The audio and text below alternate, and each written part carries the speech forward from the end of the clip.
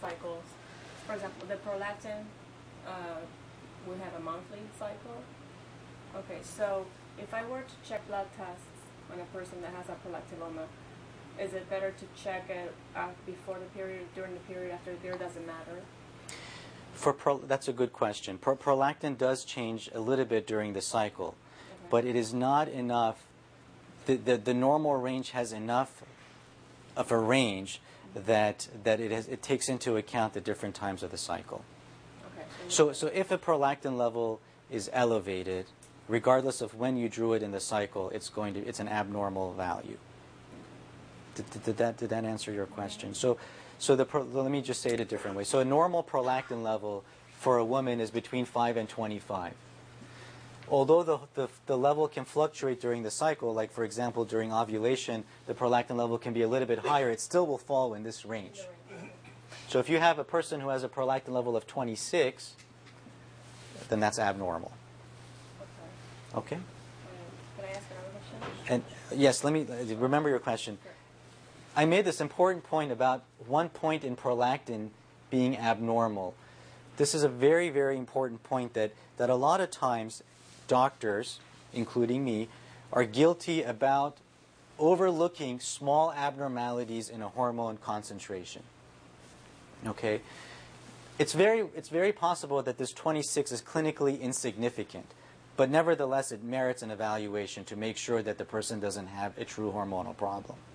So even though that a value of 26 is only 1 point above normal, it still needs to be evaluated to the fullest.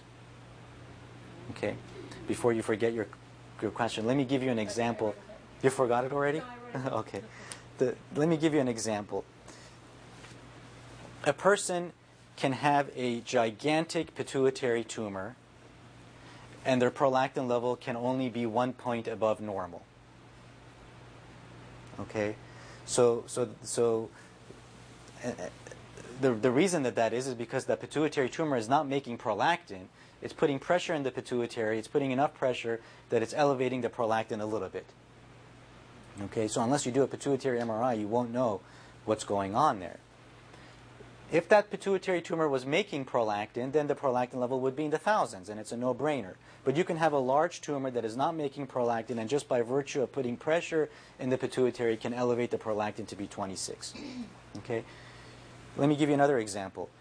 If a woman comes in for checking their prolactin level, and the night before they had breast stimulation, that may be enough to make the prolactin 26, 27, or 30. So it's possible that the elevation in the prolactin is totally physiological, but it needs to be evaluated. If a patient took an anti-nausea medicine before you check the prolactin, that could elevate the prolactin level. Sometimes some medicines that we use for nausea cause the prolactin level to go so high that the person is spontaneously lactating. And so we have to always look at these numbers in the context of medications and the clinical picture of the patient. Okay, so small abnormalities can mean a lot, or can mean nothing, but you have to check into it. Your second question. Okay, the second question is about another thing that you mentioned. When you have a tumor, it affects also the surrounding area, so that they might be deficient in other hormones. Yes. So my question is, every time you have a patient, for example, again, with a prolactinoma, do you test for all the other pituitary hormones to make sure what they look like, or no? Absolutely. You do. You do. So again, this particular, if we give this person now a Cushing's disease, so this person has a pituitary tumor now that's making too much ACTH, it's important to check all the other pituitary hormones because there could be mass effect. There could be pressure on the other hormones, and the other hormones could be deficient. Even if it's a small tumor? Small tumors usually don't cause enough pressure, but you don't know until you check. Usually tumors have to be greater than a centimeter to exert enough pressure to cause other hormones to go down. So you've heard about macroadenomas. Macroadenomas are tumors that are greater than a centimeter. Micros are less than a centimeter. Usually it takes a macroadenoma to cause enough pressure to cause other hormones to go down. There's another important point about checking the other hormones, and that is that sometimes tumors co-secrete hormones. Okay? What do I mean by that? I mean that let's go back to the growth hormone case. Now let's give this person a growth hormone tumor. So now this, and Cushing's is a condition where the tumors are usually small, and in fact so small that you can't see it on MRI. So it's unlikely to cause enough pressure to cause a deficiency. But growth hormone tumors, usually when they're diagnosed, they're quite large. So this person is making growth hormone, too much growth hormone, and they have acromegaly now. Well, it's important to check the other hormones because you want to make sure that the other hormones are not deficient, but you also have to check it because about 20 to 30% of people that have a growth hormone tumor, they co-secrete prolactin. So these tumors are co-secreting about 20 to 30% of the time, and they make both growth hormone and prolactin.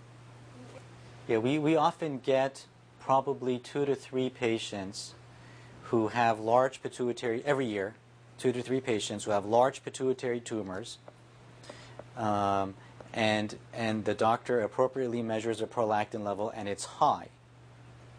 And that clinician assumes that tumor is making prolactin. But the problem is that you have to look at the prolactin level and the size of the tumor, and you have to correlate them. If you have a big, gigantic tumor in the pituitary gland, and it's making prolactin, then the prolactin level should be in the thousands or 10,000s. Okay? So if you have a big pituitary tumor and the prolactin is only, 50, then that's not a prolactinoma. That's not going to respond to treatments for prolactin tumors. That's a tumor that needs to be removed surgically. And the reason that the prolactin is elevated is because of just the tumor putting pressure on the pituitary gland. Whenever there's pressure in the pituitary gland, prolactin goes up from whatever cause. Do you guys know why?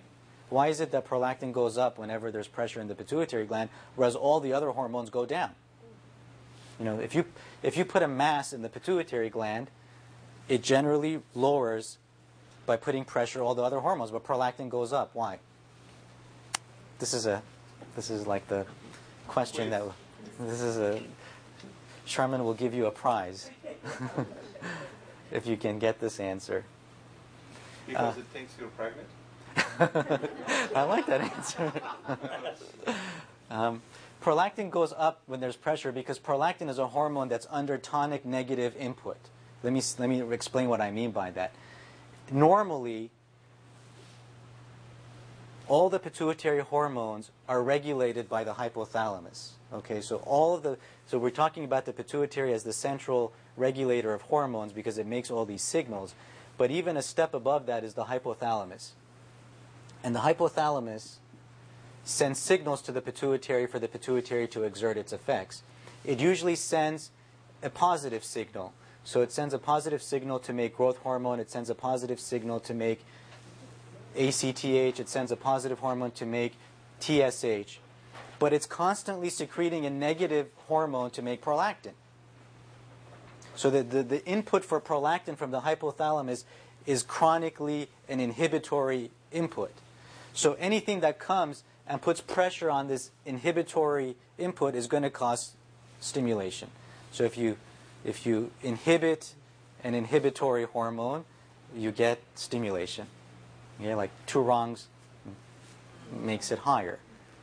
So because normally the signal is a signal that's telling the pituitary not to make prolactin, to keep prolactin nice and low. So now when you come and disrupt that signal from a tumor, let's say, and that signal that's keeping it low is now taken away, then the prolactin goes up. So any type of pressure in the pituitary gland, if it's enough pressure, will elevate the prolactin level. So this is why a lot of times a person can have a high prolactin level, and it's not due to the pituitary tumor making prolactin, but just due to pressure. Okay, well, enough said about that.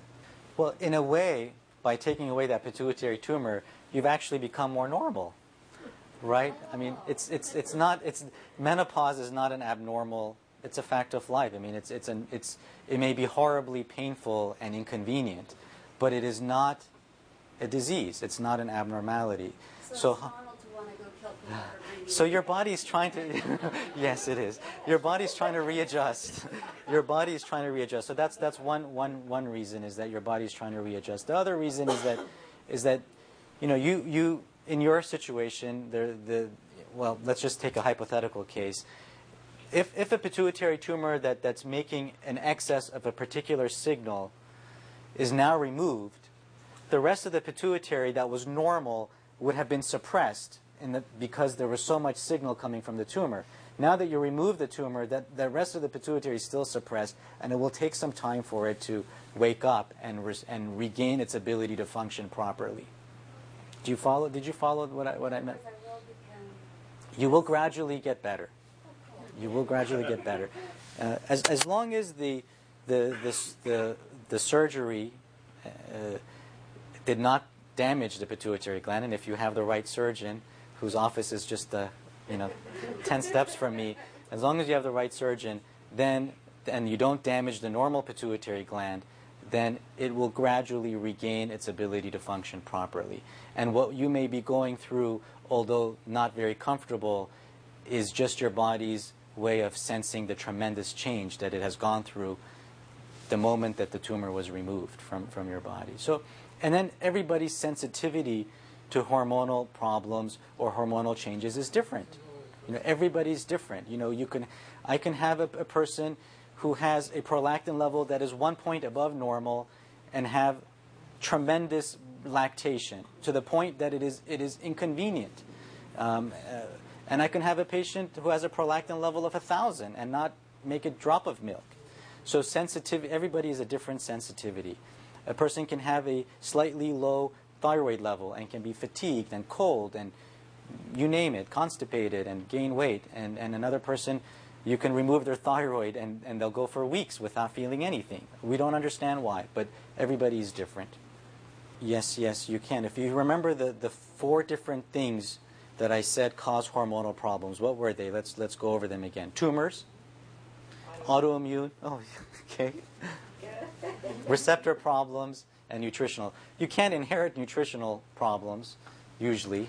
Well, I guess you could inherit that too, but you really, by the definition of inheritance, you really can't inherit a nutritional problem. But all the 3 things that can affect the endocrine glands are all very strongly hereditary.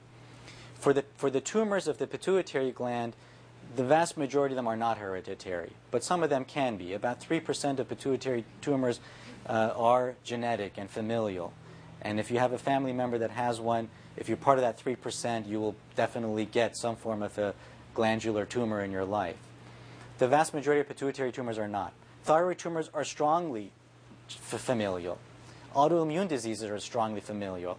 So now the autoimmunity can be expressed in different ways. I may express my autoimmunity against my thyroid. My brother can express his autoimmunity against his for example, his skin and have vitiligo.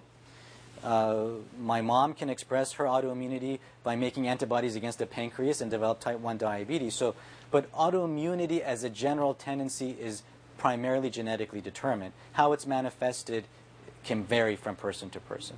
So the answer is, and then receptor problems are very much genetically determined. So yes, in a large extent, a lot of these things can be hereditary.